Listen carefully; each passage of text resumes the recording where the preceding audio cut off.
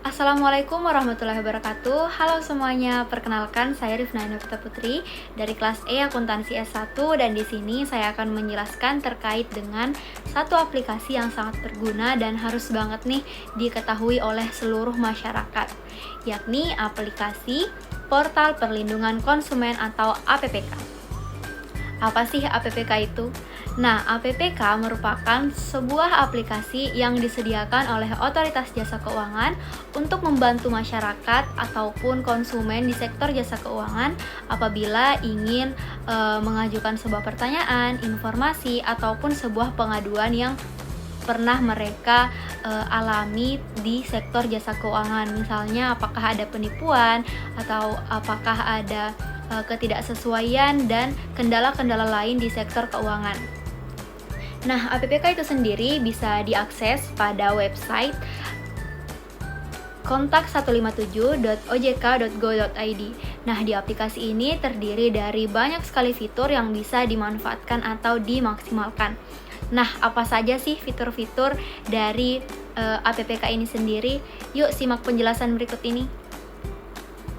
Aplikasi Portal Perlindungan Konsumen atau APPK bisa diakses melalui kontak 157.ojk.go.id. Kemudian akan ditampilkan homepage seperti yang ditampilkan berikut ini.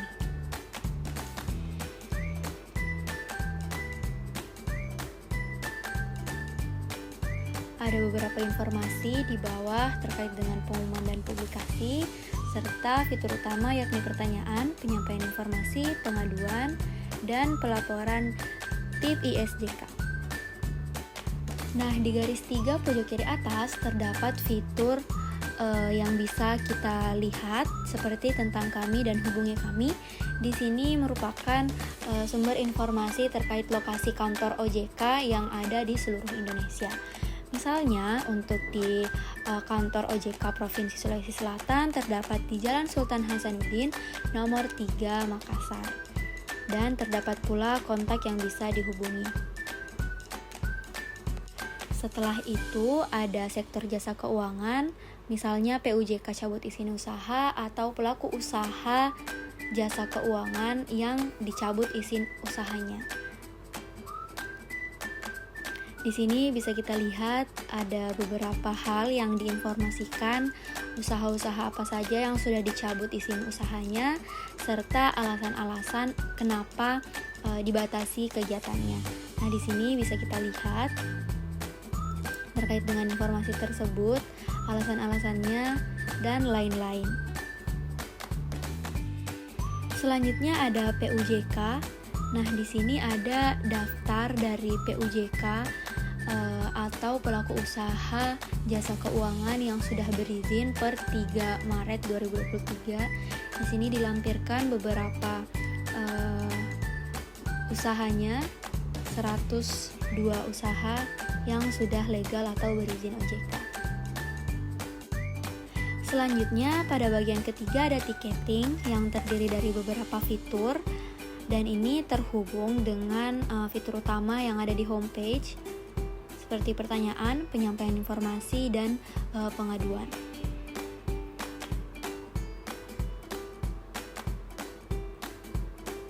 Nah, ini fiturnya sama saja dan bisa kita coba untuk pengajuan pertanyaan.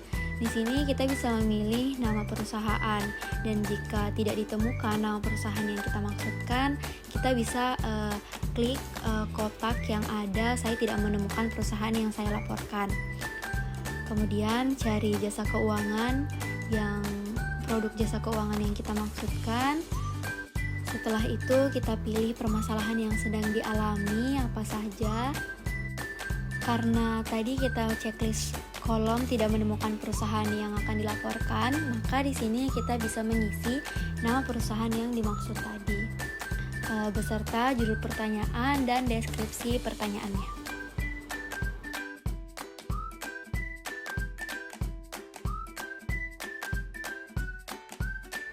Setelah mengisi deskripsi tersebut, kita bisa checklist apakah ada nominal kerugian atau tidak. Jika tidak, kita bisa lanjut dengan data konsumen. Nah, untuk data konsumen ini sendiri terdiri dari nama lengkap, nomor ponsel, dan email konsumen, serta kota dan domisili.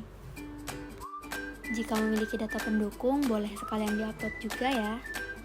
Setelah itu, pilih membutuhkan balasan atau tidak dan isi captcha-nya. Setelah itu, kirim.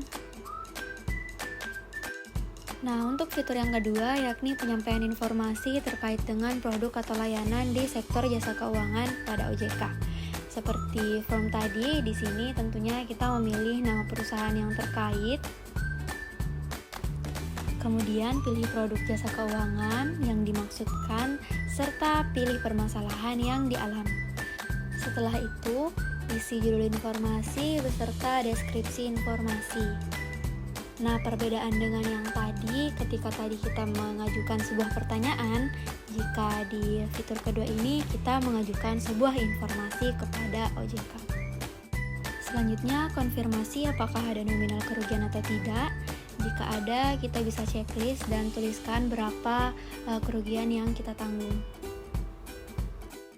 Ketika informasinya sudah lengkap, kita isi data konsumen, nama lengkap, nomor ponsel, serta email dan kota, serta provinsi domisili konsumen. Tidak lupa pula jika ada dokumen tambahan yang mendukung pernyataan atau informasi bisa dilampirkan. Jika datanya sudah diisi dengan lengkap dan akurat, boleh kita kirim. Nah, di fitur ketiga selanjutnya ada pengaduan untuk mengadukan sebuah tindakan dan lain-lain yang dirasakan oleh konsumen di sektor jasa keuangan. Bisa dibaca terlebih dahulu terkait dengan persyaratannya.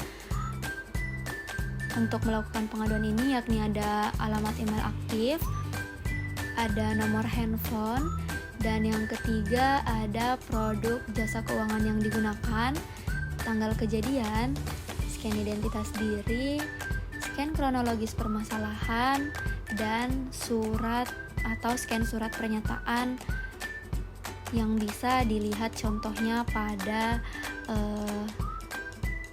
link yang berwarna merah tadi. Nah, di sini sudah lengkap contoh-contoh yang bisa di-download, apa saja sesuai dengan kebutuhan. Setelah itu, kita bisa lanjutkan dan mengisi semua informasi yang diminta pada form ini. Yang pertama ada memilih nama perusahaan, kemudian ada jasa produk, nomor produk, tanggal pemanfaatan produk, serta pilih permasalahan yang dialami. Setelah itu kita klik lanjut dan isi data pribadi di step kedua. Nah, ini bisa diisi baik itu kita sebagai konsumen atau mewakili orang lain untuk melakukan pengaduan. Setelah memastikan semuanya benar dan akurat, bisa kita lanjut ke step ketiga. Nah, di sini kita bisa menceritakan kronologi dari permasalahan yang dialami. Entah itu bagaimana dari awal kejadian hingga Anda merasa bahwa ini harus dilaporkan, termasuk lokasi kejadian dan nominal kerugian yang kita tanggung. Setelah itu kita lanjut untuk ke bagian keempat, mengunggah lampiran. Di sini ada identitas diri yang bisa kita unggah, kronologis permasalahan, mungkin buktinya dalam bentuk gambar ataupun PDF, surat pernyataan yang telah kita buat sebelumnya seperti yang dijelaskan tadi, serta dokumen-dokumen pendukung yang mendukung bukti dari apa yang telah kita ceritakan sebelumnya. Setelah itu kita konfirmasi dan masukkan hasil penjumlahan yang ada agar pengaduannya bisa segera dikirimkan. Setelah nantinya mengirimkan unggahan lampiran, nanti akan diberikan nomor layanan dan PIN yang harus disimpan dengan benar agar kita bisa melakukan cek status pengaduan. Dan harus benar, baik itu nomor pengaduan dan PIN, agar kita bisa mengetahui apakah pengaduan tadi sudah ditindak lanjut, hasilnya bagaimana, dan apakah ini bisa diproses ataupun tidak. Selanjutnya ada fitur pengaduan aktivitas keuangan ilegal. Di sini mungkin untuk teman-teman yang mengalami sebuah scam yang ingin melaporkan terkait tindakan ini, jadi bisa mengisi formulir yang ini. dengan mengisi identitas pelapor secara lengkap dan benar sesuai dengan data diri pribadi. Setelah itu kita bisa mengisi informasi entitas seperti jenis kegiatan, subkategori, nama pinjolnya apa, kronologinya bagaimana, banknya, dan lain-lain terkait dengan kronologi terjadinya penipuan ini. Setelah itu juga bisa mengisi bank yang digunakan, nomornya, dan pemilik rekening. Setelah sekiranya sudah mengisi dengan tepat dan akurat, di sini ada bukti pendukung aduan seperti nomor rekening, nomor telepon, dan lain-lainnya sebagai bukti pendukung terjadinya penipuan tersebut yang dialami. Setelah itu boleh ajukan laporannya jika informasinya sudah tepat dan selesai. Terus selanjutnya yaitu ada pelaporan tindak pidana di sektor jasa keuangan. Di sini kita bisa membaca peraturan-peraturannya dan apa saja yang dimaksudkan dan bisa langsung membuat laporan. Nah, bisa kita lihat di sini ada biodata pelapor dan dokumen pendukung seperti sebelumnya. Dan jika sudah mengisi secara lengkap, bisa segera dikirim untuk melaporkan sebuah kejadian tindak pidana. Nah, itulah tadi penjelasan terkait tiketing. Selanjutnya ada Satgas Pasti yang berisi siaran-siaran pers yang telah diterbitkan oleh OJK. Selain itu juga ada publikasi yang terdiri dari pengumuman dan kajian-kajian yang bisa diunduh di laman ini. Selain itu ada juga POJK dan SEOJK yang berisi peraturan-peraturan dari OJK itu sendiri yang bisa diunduh. Kita bisa melihat nama file, tanggal publish, dan isinya apa saja. Nah, di sini kita bisa jadikan acuan untuk baik itu penelitian ataupun melakukan apa saja yang memerlukan data dari OJK yang sekiranya terdapat pada peraturan OJK ini sendiri. Nah, untuk yang paling akhir, di sini ada beberapa pertanyaan-pertanyaan yang sekiranya bisa disimak apabila ada pertanyaan terkait dengan APPK ini. Semuanya terdaftar atau terdapat di laman ini. Jika ada pertanyaan yang umum, mungkin bisa dicek pada bagian frequently asked question. Selain pertanyaan-pertanyaan itu, ada juga buku panduan atau petunjuk terkait dengan APPK ini yang bisa diunduh bagi konsumen, LAPS, TUJK, dan lain-lain. Apabila mungkin agak membingungkan dan tidak familiar, kita bisa melihat buklet yang disediakan oleh OJK. Nah, itulah tadi penjelasan terkait dengan tutorial ataupun pengenalan fitur-fitur yang ada di aplikasi portal perlindungan konsumen. Semoga apa yang dijelaskan ataupun dipaparkan bisa dipraktekkan ataupun bisa digunakan semaksimal mungkin apabila ada teman-teman sekalian yang membutuhkan untuk pengajuan informasi ataupun pertanyaan terkait dengan pelaku usaha sektor jasa keuangan ataupun lain-lainnya terkait dengan jasa keuangan. Semoga apa yang disampaikan bermanfaat. Mohon maaf apabila ada kesalahan. Sekian, assalamualaikum warahmatullahi wabarakatuh.